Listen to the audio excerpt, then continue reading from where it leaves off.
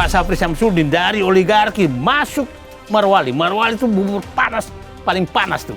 Dan mulai langsung tengah, konferensi bandara menyatakan adalah negara-negara itu betul-betul bubur panas tengah.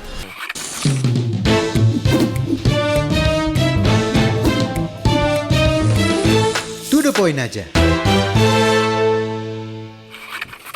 Halo Sobat Sindo, jumpa lagi di To the Point aja. Di Morowali, kawasan industri kian memanas. Ada sebuah bandara yang beroperasi tanpa batas. Kata Menteri Pertahanan Safri Samsudin, ini adalah sebuah ancaman kedaulatan. Benarkah ada republik dalam republik? Untuk mengulasnya To the Point aja, kita akan berbincang dengan Said Didu, mantan staf khusus Menteri ESDM Sudirman Said pada era Sudirman Said ya, Bang Said ya. Ya. Terima kasih telah hadir di To the Point aja. Terima kasih. Bang Said sudah pernah ke Morowali itu? Saya 5 kali. Oh, kesana. 5 kali ke Morowali. Dan terakhir Mei 2025. Dan saya masuk Morowali itu 2015 awal. Ya. Dijemput khusus di Kendari pakai helikopter. Kan belum ada bandara yang beroperasi bagus saat itu. Nah, setelah saya nyampe ke sana, sudah ada smelter, masih kecil tapi. Yang terbayang saya kan begini, supaya publik paham. Saya memang dulu, Sudirman Said menyiapkan saya menjadi Dirjen Minerba untuk menertibkan tambang. Ya. Tapi pas dibahas oleh di Presiden, ya saya dapat bocoran dari Pak Yusuf Kalla. Saya masih di Kendari, ditelepon Pak Yusuf Kalla, Wapres sebagai Ketua TPA, kamu ditolak oleh Presiden. Nah, disebutkanlah Presiden siapa yang menolak Said Didu. Presiden menyebutkan nama. Dan kita tahu persis bahwa itulah yang menjadi komandan. Komandan daripada masuknya smelter Cina. Publik udah paham komandannya. Saya tahu orangnya. Tahu lah orangnya. Nah, jadi Presiden menyatakan dia menolak. Nah, alasannya kalau saya jadi kita habis semua. Oke. Nah, Jadi ada semacam ketakutan. ketakutan. Nah, saya habis itu saya umroh, Pak Dirman Said nelpon saya. Karena ini masalah tentang tambang ini serius sekali, walaupun kamu tidak jadi dirjen, maka saya angkat sebagai ketua tim tim untuk mengevaluasi smelter. Oke. Jadi semua smelter yang dibangun harusnya lewat saya. Baru bisa dikirimkan ke Menteri untuk disahkan. Jadi belum ada smelter kalau belum Bang Said belum Itu ACC? aturannya. Ya. Jadi parafnya Bang Said ini Ya. menentukan Ya, itu berdirinya aturannya startup. Menteri SDM. Nah, saya di Kendari disuruh Pak Dirman Said kamu ke sana. Saya ke sana lah, dijemput pakai heli ke Bapak ini. Nah, terus saya heran kok ada smelter. Saya tanya, ini smelter isinya dari mana? Ya. Ternyata dia pakai izin Menteri Perindustrian. Menteri Perindustrian. Jadi mereka memang mensiasati hukum. Nah, karena aturannya smelter itu baru boleh dikasih izin kalau ada IUP-nya, ada bahan bakunya. IUP itu menjadi ranah Kementerian SDM. SDM. Nah, jadi rekomendasi dari situ bahwa sudah ada IUP-nya baru. Nah, dilanggar itu. Nah, dilanggar. Yang menarik, di rootnya tuh ya kita tahu ya, yang belakangnya itu kan bintang 8. Bintang 8. Terus di rootnya IMIP itu adalah bekas Dirjen Perindustrian. Ya. Direksinya bekas direktur. Nah, setelah itu jalan. Nah, yang menarik, nah ini 2015. 2015 Mei, karena udah Pak Presiden mau meresmikan smelter itu. Nah, Pak Sudirman Said, Menteri SDM ditanya, apakah saya harus ke sana? Tanya Jokowi. Presiden bilang, Pak Dirman bilang, jangan Pak. Karena ini masih belum clean and clear. Ini perusahaan ini, siapa pemiliknya, IUP-nya dari mana, nggak jelas. Sembunyi-sembunyi Presiden ke sana, tanpa Sudirman Said. Nah, jadi pada saat itu 2017 juga Jonan diminta mengizinkan, ini masuk lompat ke bandara, minta izin. Karena pada saat 2019 itu, direksi udah ngomong ke saya, Pak Said bisa dibantu nggak asal agar kita punya bandara khusus 2015 sudah Yang minta Pak Jokowi. Bukan, Direksinya IMIP. IMIP. Oke. Saya bilang, buat apa? Kan Anda bisa masuk ke bandara yang sedang dibangun, existing. Yang sudah ada. Nah, macam-macam alasannya. Nah, minta izinlah ke Jonan 2016. 2016 minta izin ke Jonan tolak izin bandara. Oke? Ya. Nah, jadi Pak Sudirman Said menolak, Presiden meresmikan, Jonan menolak izin bandara. Nah, dua-duanya diberhentikan. Jadi korban IMIP tuh ada 2 menteri. Oke, Bang, sebelum kita lebih jauh. Jadi sebenarnya pemilik IMIP itu kan investasi dari China, Ya. sama dari Indonesianya bintang 7 itu. Bintang 8. Bintang 7 8. pusing kita. Kita pusing soalnya. Kalau ya. bintang 9 lain lagi. Oh, iya. Ya, berarti bintang 8. Nah, bintang 8 tuh isinya orang Indonesia. Orang Indonesia. Nah, Dan banyak purnawiran katanya. iya banyak. Kan kita Makanya yang kenal. Bang Said menyebutnya bintang-bintang gitu Iya, ya. bintang-bintang. Bintang bukan cuma 4 kalau TNI. Nah, mungkin 8 orang kali di dalam, makanya bintang 8 namanya. Oh iya.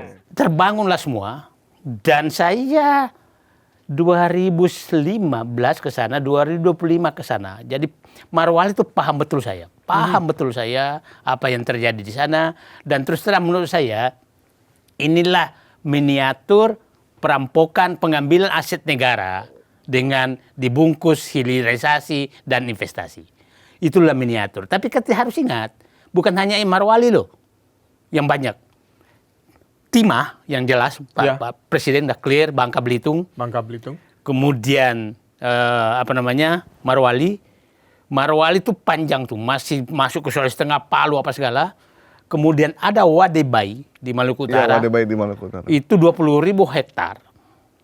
Itu tidak ada yang bisa masuk sama sekali. Itu betul-betul negara dalam negara. Yang belakangnya juga informasinya bintang 8 juga. Sama China juga? China juga sama. Beda Konsorsium yang sama. Konsorsiumnya sama. Nah, konsorsium China ini kita nggak bisa karena harus diaudit siapa sebenarnya di belakangnya. Iya. Karena itu ada macam-macam dalamnya. Nah, yang setelah itu kita harus ingat lagi ada Mempawah loh, boksit. Ada kawasan industri untuk energi apa di Kalimantan Utara. Yang kita tahu pemainnya juga. Dan itu pidato Menko Investasi saat itu, Luhut Binsar Panjaitan menyatakan ini adalah bagian dari rangkaian kalau jembatannya Cina itu. Itu. Ya belt itulah. Oh iya. One Belt, One Road. One Road. Nah, itu disebutkan itu. Nah, kita harus ingat juga ada di Pelelawan. Yang ada bandara khususnya juga. Yeah. Pelelawan itu Asia Pulp and Paper. Ya, betul. Ya, kita harus ingat juga bahwa ada kasus tentang aset yang dikatakan diambil itu adalah di Lampung yang 150.000 hektar aset negara. Jadi saya menyatakan bahwa sepertinya Presiden Prabowo ini ingin melakukan betul bahwa kan begini. Sederhana kok, Prabowo kan menyatakan ingin mengembalikan kedaulatan ekonomi yang dirampas oligarki kepada rakyat. Itu kan keinginan beliau. Ya. Nah, saya melihat sepertinya itu yang mau diwujudkan. Nah, jadi kalau sebenarnya sederhana sih menurut saya, kalau Presiden Jokowi kemarin yang penting investasi, kedaulatan nomor 2. Ya, ramah investasi, abaikan kedaulatan. Tapi Menteri Pertahanan Syafri Samsudin menyebutkan ini adalah ancaman kedaulatan. Nah, artinya kedaulatan yang utama. Kedaulatan menurut saya begini. Kedaulatan itu kan ada kedaulatan keamanan dan kedaulatan ekonomi. Oke. Nah, saya lihat Pak Syafri menyatakan saya harus mempertahankan kedaulatan ekonomi. Bukan kedaulatan keamanan loh ya. Jadi operasinya kemarin itu operasi untuk kedaulatan ekonomi. Nah, jadi dan itu oke saja. Makanya yang munculkan bukan Menteri Pertahanan, bukan Syafri Samsudin sebagai Menteri Pertahanan. Kemarin ada hanya tempat latihan militer, tapi saya paham itu ditumpangi aja. Latihan coba bayangkan ya, latihan militer di Bangka Belitung itu 41.000 prajurit loh. Di Marwali itu 26.000 loh prajurit, dan masih ada di sana semua. Jadi ini shock terapi betul. Bahwa negara ini ada. Kalian jangan seenaknya.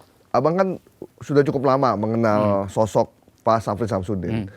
Kalau Abang melihat press conference beliau kemarin, bagaimana mimiknya, ketegasannya, dan kalau kita lihat sih tampak amarah yang begitu kuat di dalam, cuman ditahan aja sama dia. Jadi sebegini, Pak Syafri Samsudin memang kemarin itu di luar karakter tuh, di luar karakter dia. 2 kali saya melihat Pak Syafri di luar karakter dia. Itu pada saat konferensi pers 30 Agustus di Istana, yang kalimatnya nggak fokus. Itu di luar karakter dia. Saya puluhan tahun sama dia. Dan saya, ini ada apa? Kenapa Bapak di luar karakter ini? Nah, dia bilang ya, awalnya presiden yang mau ini, tapi ditugaskan ke saya. Nah, yang kemarin itu di luar ini loh. Coba bayangkan. Kita masih bisa telusuri jejak digital pada saat kerusuhan 98. Pada saat dia Pangdam. Pada saat kerusuhan aja dia nggak kelihatan marah loh. Yeah. Kemarin marah sekali. Nah itu dia tidak pernah kelihatan marah di publik. Walaupun marah di dalam. Yang kedua, Pak Syafri itu prinsipnya kerjanya jangan pernah mengganggu pekarangan orang. Kemarin itu mengganggu loh pekarangan orang. Karena menyebutkan ini tidak melaksanakan fungsinya, itu kan akhirnya kebakaran jenggot ke Kementerian Perhubungan. Ya kan? Kementerian Keuangan kebakaran jenggot, semua kebakaran jenggot. Itu baru pertama Pak Syafri karakter itu keluar. Nah, Dan menyebutkan semuanya. Ya, menyebutkan semuanya bahwa ini nggak ada, ini nggak ada, ini nggak ada. Nah, terus kesimpulannya ada negara dalam negara. Artinya ada sesuatu masalah sangat serius. Dan saya pahami kalau Pak Syafri melakukan, saya yakin ini perintah presiden. Yakin betul saya. Karena di luar karakternya, di luar karakter, aslinya ya. Di luar karakternya. Dan bisa saja Pak Prabowo kan sudah menyatakan terus serakah nomik. Dan itulah menurut saya Morowali itu adalah praktek paling sempurna serakah nomik. Paling sempurna. Paling sempurna secara ekonomi kita.